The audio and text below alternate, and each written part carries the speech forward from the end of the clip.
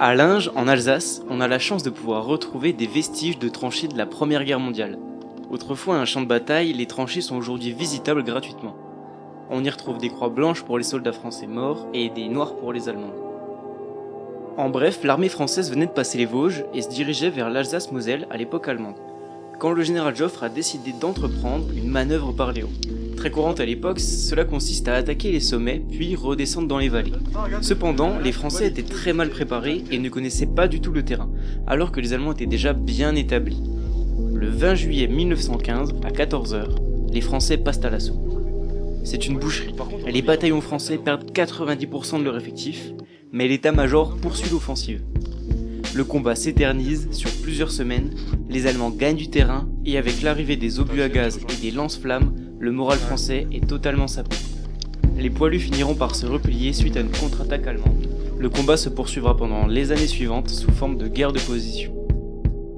À demi effacées par le temps et la végétation, les tranchées françaises sont peu visibles aujourd'hui. Aménagées pendant les combats de façon sommaire à l'aide de bois, de pierres, de sacs de ciment, elles n'auront pas survécu l'épreuve du temps. Tandis que les tranchées allemandes, elles, sont toujours bien en place. Face à une pareille vue, il est difficile d'imaginer des hommes se battre devant un tel décor. À l'étroit. Le fort Carré porte bien son nom. En effet, ce bloc de béton dont les murs de plusieurs mètres d'épaisseur n'étaient de toute évidence pas fait pour accueillir plus d'une ou deux personnes. Ah d'accord les rails. D'accord, t'as capté Mais attends, il était plus gros vu de l'extérieur. Ah oui, là t'as vu la taille des murs. Regarde, genre, voilà, Je sais même pas comment filmer ça, l'épaisseur gars. des murs, gros.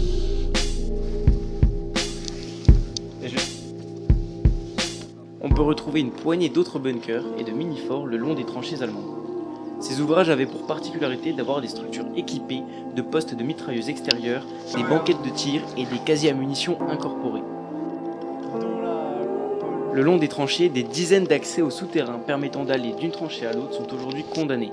Entièrement maçonnées, ces lignes de tranchées donnent accès à plusieurs sapes souterraines dont ne subsistent que les entrées.